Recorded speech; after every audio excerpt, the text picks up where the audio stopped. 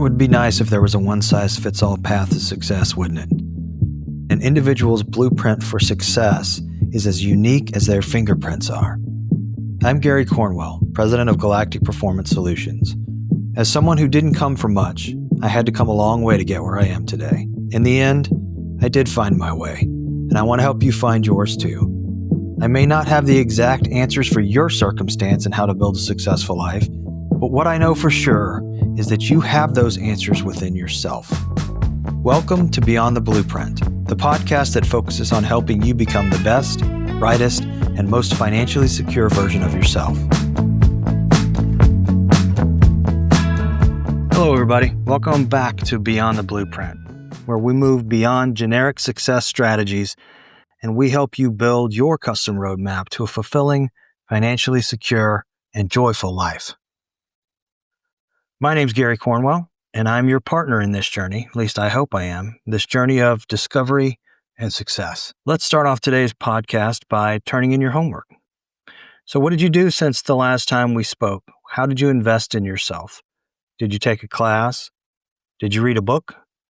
Did you adjust your calendar or daily activities to set aside time to be intentional about enriching your life? Whatever you did, be proud of that first step, because a journey, no matter how long or how important, it starts with that first step. So I'm glad that you took it. And as always, I hope you made your bed. In today's episode, we're going to dive into what I believe is a very powerful truth. And that truth is, show me your friends and I'll show you your future. We're going to explore how the people around us shape us as far as our financial decisions go, our habits, our belief systems, just about everything that we do in life. We are shaped by those around us. We're also going to look at why positivity, ambition, and support within your inner circle is so essential. We'll throw in some real-world examples of these things as well. But first off, let's talk about the psychology of your inner circle. Jim Rohn, who is an American entrepreneur, he's an author, and he's written a ton of books on financial security, how to succeed financially, but also how to succeed in having a happy life. He's a great author. Got a lot of good things to say. I highly recommend you check out his books. He is an old school guy. So if you're younger, you might look at him and say, well, how does this pertain to me? It was written years and years and years ago. I promise you that it pertains to you.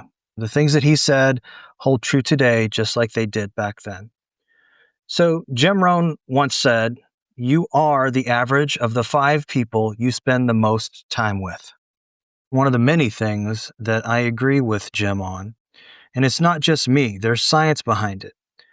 Harvard did a study of adult development, and actually I believe it's at one point in time, it was the longest running study on happiness. So we're talking about happiness, not just financial success.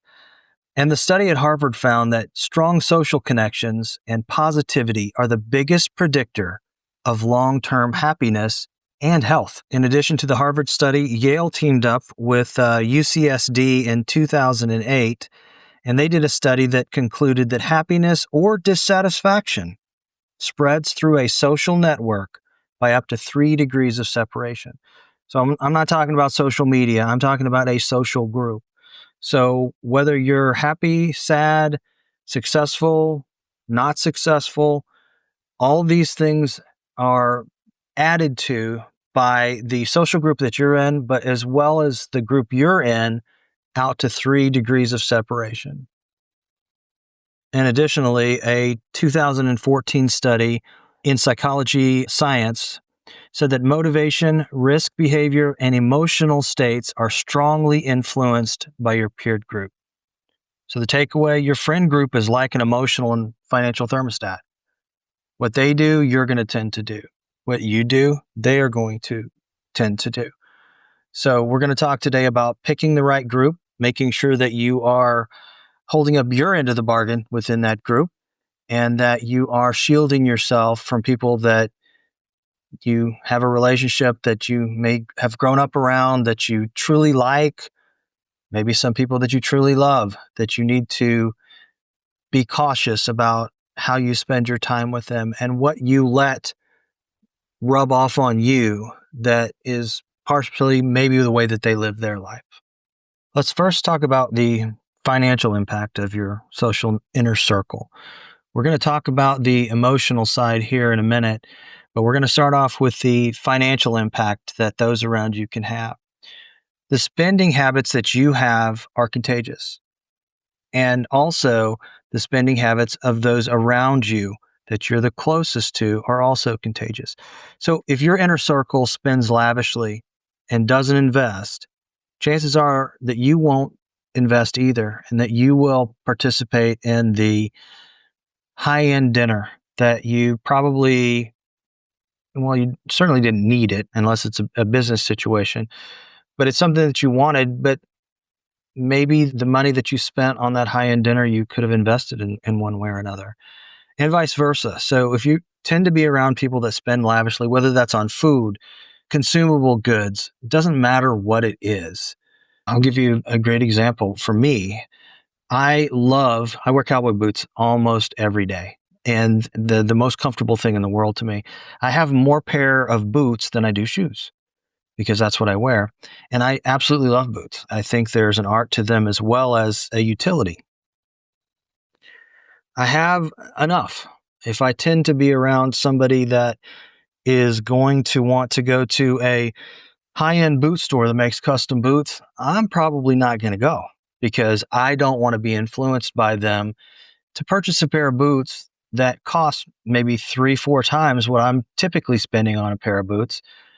And maybe they're better, maybe they're not. How many pairs of boots do I need? So you have to gauge what you're going to do by the people that you're going to be around. If your group talks stocks and business ideas, whether that's real estate or smart budgeting, we haven't talked enough yet about budgeting. I'll probably do an entire episode on that. But if your group talks about smart budgeting, those thoughts become normalized to you. Those are things that to you become things that you should be thinking about on a recurring basis. The opposite is also true. If you're around people that have no idea what they spend on something and they're living paycheck to paycheck, and as long as their paycheck gets them what they're eyeing for that week or that month or however they get paid, then you're going to tend to do the same thing. The personal story that I just shared is actually supported by a Journal of Consumer Research study that showed that who you shop with changes your spending behavior. So there is proof behind the things that I'm saying. So what's a real life example of how somebody realized that they were surrounding themselves with not necessarily the wrong people, I don't want to say it that way, but not the right people that would uplift him. So there was a young man named Jason. Jason felt stuck. He was a 32-year-old mechanic. He had $45,000 in credit card debt, trying to live a lifestyle that was matching those that were around him. He was living to paycheck to paycheck. He was really upset with the way that he was living his life. He was somewhat ashamed, to be honest. And he was very upset that he didn't know much about money. And every month, it was kind of like a race to zero for him. He'd get paid. The day he got paid was great.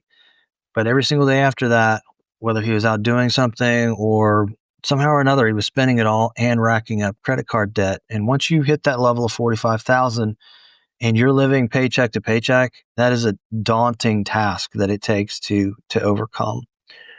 So luckily, Jason had a friend that invited him to a small accountability group. So it was 6 people, and they met twice a month to talk openly about goals, habits, finances. No fluffy stuff, no feel-good stuff necessarily, just real-world accountability and caring about each other in a way that would, again, hold them accountable for doing better. So at first, Jason, he didn't speak a lot. He was pretty quiet during the accountability group. But over time, and hearing others talk about their struggles and their strategies, it let him know that he wasn't alone. Or at least he didn't start off that way. Many of them started off the same way that he did. And it kind of lit a fire under him to try to do better. And so he committed to tracking every dollar that he spent. He used a budgeting tool that I mentioned in a previous episode to track every single thing that he spent. And he didn't know what he was spending his money on. That was part of the problem. Then he used Dave Ramsey's snowball method to tackle debt. So this is a little callback to going and checking out what Dave Ramsey says about the way to tackle debt. For a little sneak peek, he does it in a way that psychologically makes sense to me. Financially, if you were to put pen and paper to it, it doesn't make sense. Dave says that financially, if you had multiple debts, you would start paying on the debt that had the highest interest rate associated with it because you're spending more money on interest every month in that scenario. Dave's take on it, which I think makes a lot of sense, is look at the smallest balance that you have and tackle that one first. And his reason behind that, even though financially is not correct, mathematically is not correct, psychologically it's correct, because if you take care of that small one, let's say that Jason had a $500 debt of some sort somewhere on one of his credit cards, and he had $15,000 on another. If he works constantly on the $15,000 because it has a higher interest rate, let's say, that $500 is always going to be sitting there nagging at him. He's going to see it growing because he's not focused on it. There is interest associated with it, and it just psychologically drains him. He can't see the progress. Whereas if he focused on that $500 first, even though it had a lower interest rate, that bill is gone. That debt is gone. And psychologically, he has a win. And that spurs him on to be able to take the next step to have another win, which is the higher interest rate card. So he used Dave's method for doing that. Take a look at Dave's method, Dave Ramsey. If this is something or a situation that you're in that you need to overcome, I think the snowball method is fantastic. He also started freelancing and changing tires and batteries and small things like that at night and on the weekends to boost income to help him pay off that $45,000.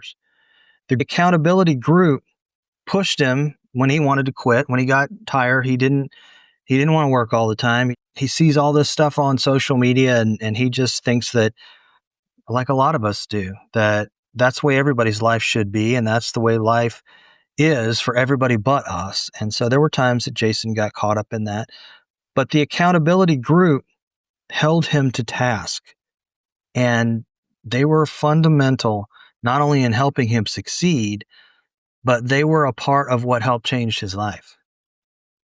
They were there to celebrate every milestone with him, every debt that was extinguished, every step he took going forward and holding himself accountable.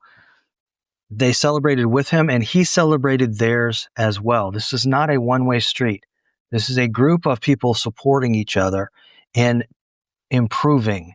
In this case, it happens to be financially, but the same thing could hold true with something to do with your life and being happy in the way that you're living your life. It took him 2 years to get rid of the $45,000 debt.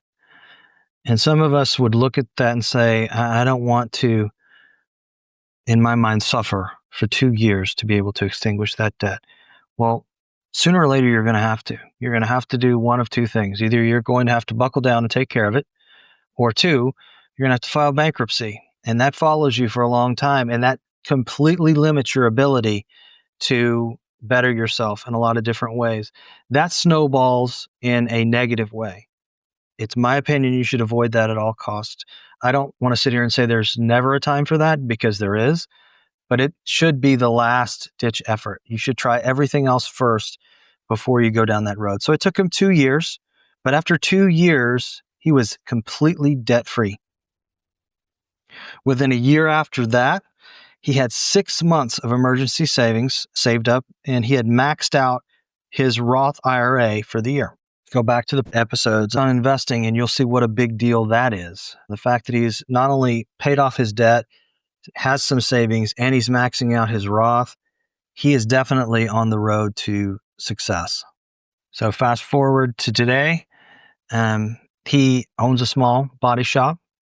He saves consistently. He lives below his means, and he invests on a continual basis, systematically using dollar cost averaging. So what really changed for Jason? Did he win the lottery? Nope, sure didn't. Well, kind of he did.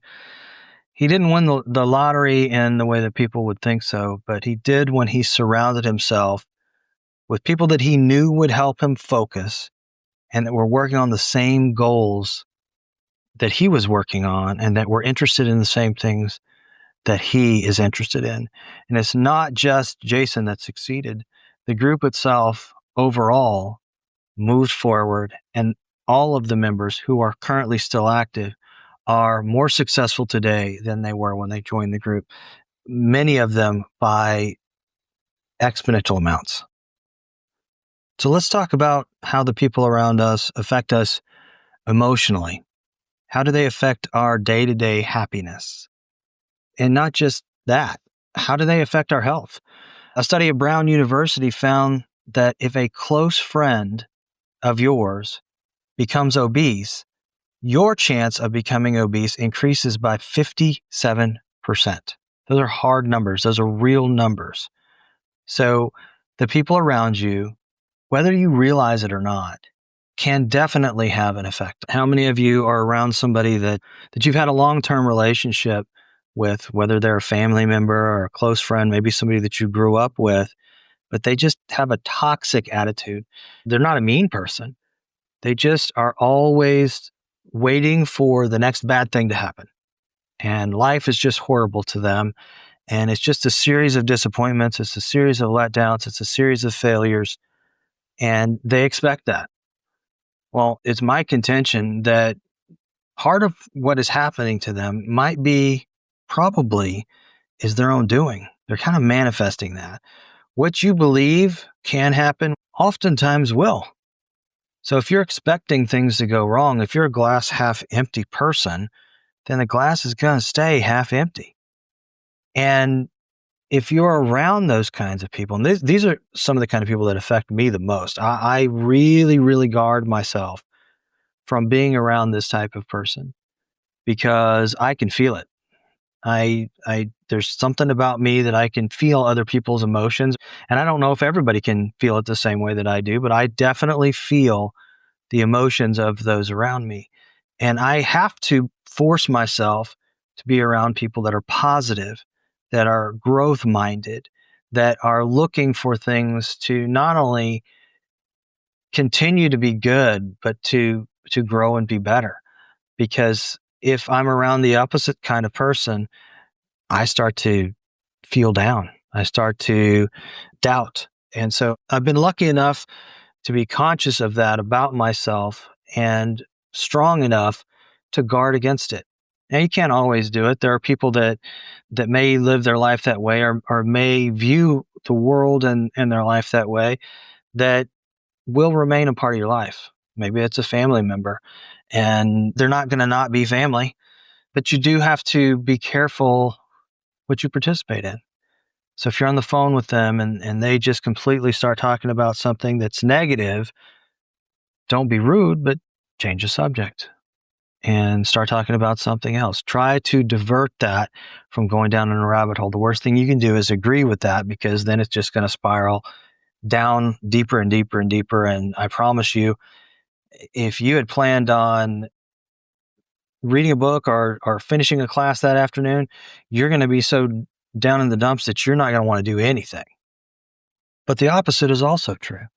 If you're around people that are positive, growth-minded, happy, joyous, they will boost your motivation.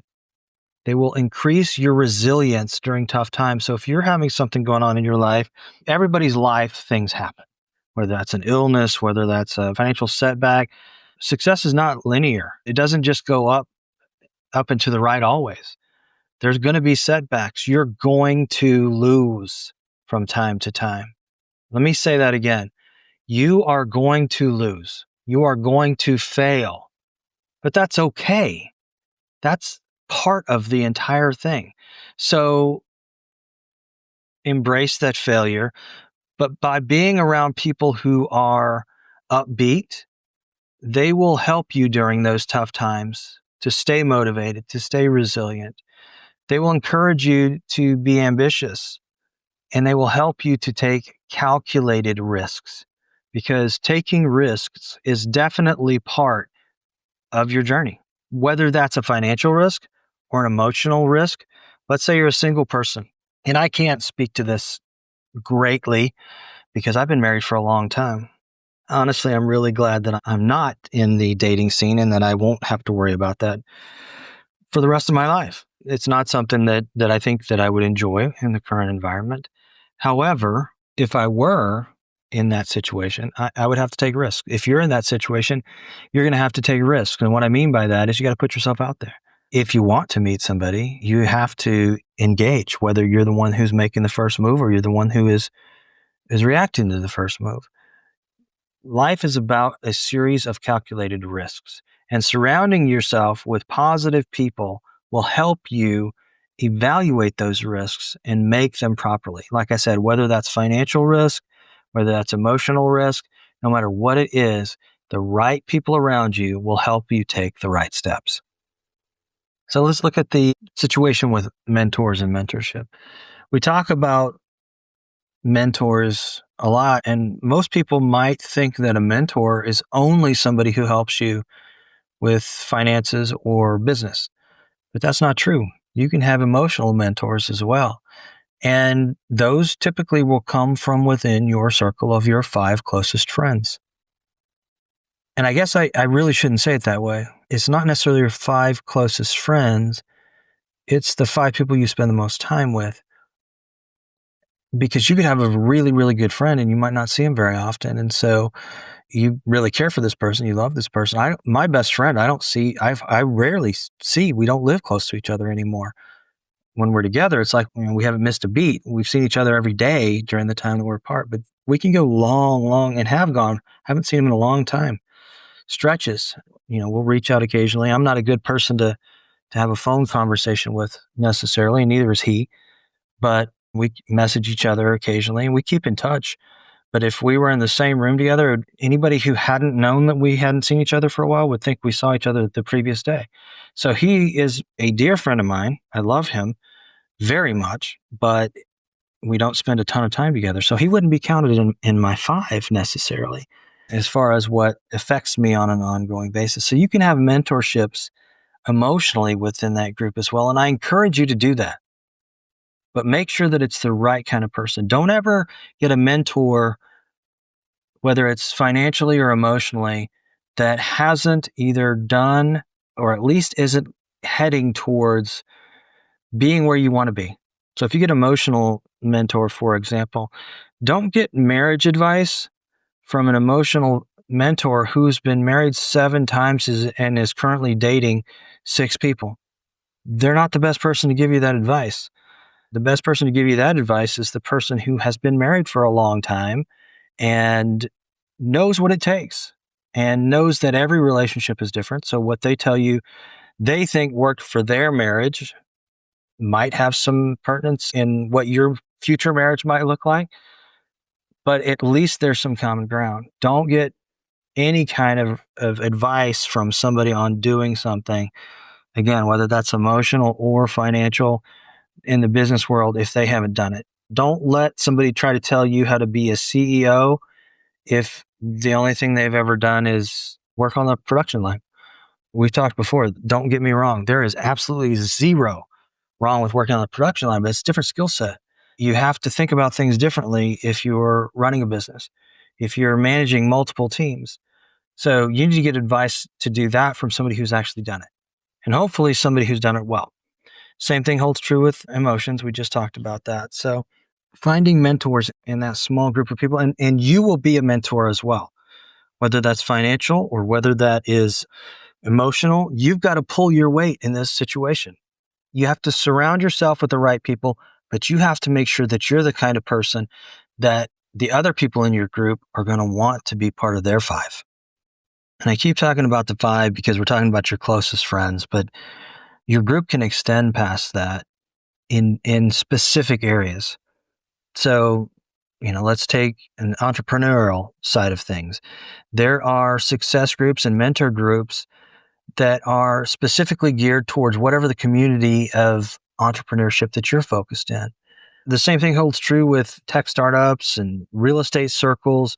They all have tight-knit communities, and they normalize what it is that they're trying to do. So if you want to explore real estate, for example, you need to surround yourself with people that are focused on real estate. Not necessarily part of your five. It's just a group that you're a part of. Your five are the core, but the five, you can't expect to have every answer for what it is that you want to do. There's only one of my five that has real estate as part of their deep-seated knowledge base. And that person in my five and me personally, I would say we're roughly on the same level when it comes to that. So we bounce things off of each other, but neither one of us can be the true mentor in this situation because we're very, very close in what our experience is and what our exposure is and things like that. So we have to go out to some of these other groups to be able to find mentors specifically in that. But that mentor in the real estate side won't necessarily have the same ability to change my life as far as how I feel day to day, things like that, because they're not part of my five. They're not my friend. They're my mentor or my business associate. So it's two different things. So how do you build a better circle? How do you build a better five? Because, and you may already have your five. There's a strong possibility that your five will change over your lifetime, depending on your age, especially. If you're young, and you can define young for yourself, but when I was young, even in my early 20s, my five were a completely separate group of people than my five are now. Anybody who was in that five, for me at that time, I may still be friends with them, but they're not part of my five. Things happen. You move. A lot of what goes on has to do with the environment that you're in and physically where you are. So my five back then are not the same five now. And it's likely to change for you, but you need to always be auditing your current relationships. Who do you spend time with? And out of the people that you spend time with, who energizes you? Who drains you? For those that energize you, why do they energize you? What is it that you're getting from them? And for those that drain you, what are they taking from you? And how are they draining you? And when I say this, I'm not suggesting that you pick and choose your friends based on what you get from them. It's honestly more about protecting yourself and protecting your family or your future family from less than stellar outcome because you allow things around you to either affect you or to not add to your growth. And so you can still be friends with somebody and them not be a part of your core group. I hope that makes sense. I'm trying to explain it, and it's not an easy concept necessarily to lay out. What it all boils down to is you have to protect yourself. You have to know that those around you are going to be a part of your success or they will be a part of your failure. And you have to decide if you're willing to allow them to do that. So how can you add to your five? Well, you can join clubs, masterminds, investment clubs, meetups. There are online communities. Today, I was thinking about it the other day. It is so much easier today. And I know that some of you young people are not going to agree with me when I say this. It is so much easier today to succeed in different areas and to learn about different things than it's ever been before. All knowledge is at your fingertips. In whatever device you're listening to this podcast right now, it's likely that you can get any information that's known to man at your fingertips on the device that you're listening to right now. Now, does that mean that you can get that information and that all of a sudden it's all going to make sense to you? No, it doesn't. You have to dig deeper. You have to explore. You have to look at it from different angles so that it makes sense to you in the way that you think. I've done some research lately on some things that I'm interested in possibly looking at in the near future or the mid-range future. But I'm not ready yet because I'm not educated enough. I'm studying. I'm learning. I've mentioned in episodes previously that I still consume educational content every single day. And it's true. Right now, I just ordered 2 new books yesterday. And once I read those, I'll report back to you guys and let you know how they were. But a lot of my stuff is not necessarily the books only. I use the books for an overview. When it comes to specifics or deep diving, many times the book's not the right place to do it. Number one, because the book has been written previously and information is changing constantly. And so a lot of that stuff tends to be me doing research online through search engines, watching videos from people who have done it already and have some advice for pitfalls, things like that. But consuming it every day is something that I don't think that I will ever stop doing. So like I said, the online communities, there's different places that you can meet. And I don't even like the term like-minded people because you could be completely different in a lot of ways, but you have that one thing in common that is going to catapult you. And so finding those types of people is one way that you can expand your circle. Meeting friends through friends, and your friend group that you have right now might be the perfect 5. I hope they are. I think that's great. I don't know that it happens very often that it magically is the right 5 without you paying attention or figuring out what you want to do going forward. So that's why I'm talking about doing the audit of your current relationships. And part of that audit is making sure that you're the kind of person that you want to attract. So you got to think about yourself too. Are you pulling your weight?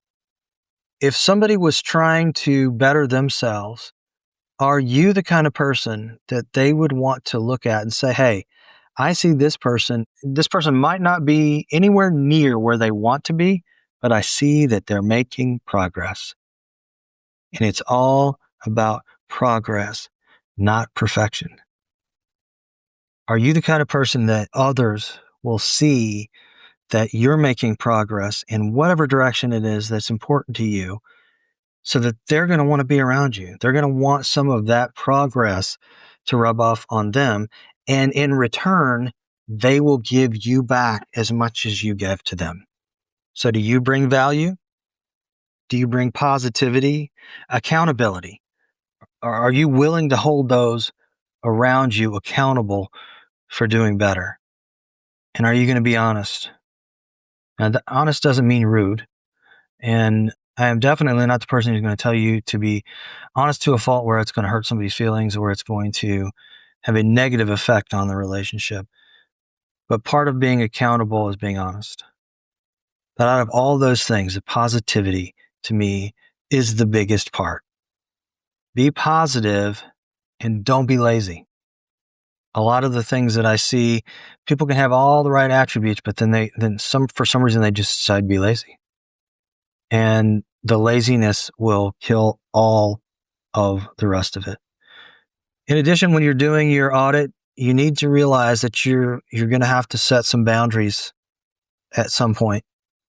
And you're going to feel guilty about that. But you have to do your best to try to do it without guilt, because at the end of the day, you are the one that's the important one in this situation, and your family. And when I'm saying your family, I'm talking about your nuclear family, your spouse, your children. That's the thing that you have to protect. So you have to set boundaries. And even though you're going to feel guilty about it, if you have to do that, you're going to have to. You have to do it, because if you don't, other people can take you to places that is not fair to where you want to be and where you can get to. So not everybody gets equal access to you or your energy. Again, I don't know how to say it more succinctly than to say you can love somebody and know that they are not the right fit for you. I've gone back and forth as to whether I was going to tell this story, but I do think that it's an important one to tell, but I hope it doesn't end up hurting anybody. Personal situation. I have a very, very close friend that I would trust this person with the security of my family to his dying breath. I love him as if he were a brother that I'd spent my entire life with every day. And I cannot imagine feeling more close to somebody than I do this individual. And like I said, the trust factor is huge for me. I would trust him with the security. He would die. He would give his last breath for any member of my family. When I say that, that is not an exaggeration. That is not an overstatement. He would give his life to his dying breath, even though he has a family as well. Partially because he would know that if he did give his life in his dying breath, he knows without a shadow of a doubt that I would take care of his family and vice versa. The problem is that he tends to let himself get put into situations that could lead to not a great outcome. And because I do love him the way that I do, it could tend to drag me into the situation because of that affection that I don't need to be in. And without going into great details, it could put a situation in place where it was detrimental to my family. And even though I love this man just completely, there are certain situations and certain times where I cannot be around him. And I have chosen to limit that because of knowing how I would react if a situation occurred with that we were in, because we shouldn't have been in that area anyway. I'm rambling a lot with this. My point to it is that you can love somebody completely and know that you can't let yourself be a part of a certain situation because of the risk that it pertains to other areas of your life. So not everybody gets equal access to you, your energy, your positivity. And he's a great person. He's very positive in every way. There's just one aspect that we've got to be careful about. So let's think about a few things. When you take a look at your current circle, whether it's your friend group, whether it's a group of people that you're in a work situation with, or whatever group you tend to spend a lot of time with, when you take a look at that current circle, what does it say about your future? Do you think that those people are going to be successful? And when I say successful, I'm talking about monetarily. Are they going to be secure? But I'm also talking about emotionally and relationship wise. I'll give you another example for myself. I don't hang around men who cheat on their wives. I don't. I look at it this way. If you're married to that person and you cheat on your wife, the person you should be the most loyal to in the world, what does that mean you're going to do to me? What would you be willing to do to me if you're going to betray the person you love the most? I do not hang out with men who cheat on their wives. It's just not something that I do. So if you've got people in your group that cheat on their wife, or they cheat on their girlfriend, or they run around, or they're doing drugs, or they're drinking too much, or are you convinced that they're going to get past that and that they're going to be successful financially and emotionally and relationship wise? If you're not, limit your association with them. That doesn't mean drop them. That doesn't mean ignore them. Doesn't mean be ugly to them. Limit your exposure. You have to be careful with those things because you will lean towards doing the same things, whether you think you will or not. Go back and listen to the science behind it. This is not just my opinion. A lot of times when I tell you things, I say, this is my opinion. In this case, this is not my opinion. These are scientific facts. Even one of the people within your 5, if they are the one person that changing the relationship or the access with that person could elevate not only you, but the other 3 people in the group as well, you need to take a look at that. You got to reflect on what you want. And limiting doesn't mean you don't love that person. It doesn't mean you don't care about that person. It means that you can't live their life for them. and you can't allow their life to affect your life. Financial success and emotional well-being, they're basically team sports, and your team matters. It's a team sport, and your team matters 1,000%. You can really, really like somebody. You can love somebody, but if they're not contributing to your growth, development, happiness, and your security, there should be limited space for them in your life. And that's going to change over time, and it's going to be hard. But you show me your friends, and I will show you your future. What do you want out of life? And are you willing to sacrifice your life and your future happiness and that of your family and the security of your family for a relationship that may or may not be there anyway in the future? So you've already gotten your homework for this episode. Your homework is to do a emotional and success audit of the people that you spend the most time with. Do you need to find new people? Do you need to try to get the people that you're spending time with on the same road as you? Are you going to be the leader? Are you going to be the one that brings them up to your level rather than you going down to their level? Those are questions you need to ask yourself. Look at your friend group, and I'm not telling you to make any drastic changes or decisions right now, because this is an ongoing, it's not a one and done thing. This is something you've got to do continuously for the rest of your life. As you continue to grow and do better, this will be something that becomes natural to you. So, summarizing what we've talked about today, you are the sum of your influences. A lot of it's the core 5 group that you're in, but it's also the people that are in the groups outside of that you choose to become a part of that are focused on different areas, whether that's, like I said, we mentioned real estate, buying groups, emotional support groups, accountability groups, all those people. The sum of those influences, whether they're positive or negative, are what are going to lead up to you. Positive, motivated, and financially minded friends, they will raise your game. Okay? They will. If they are not those things, they will lower your game. And I would throw something else in there.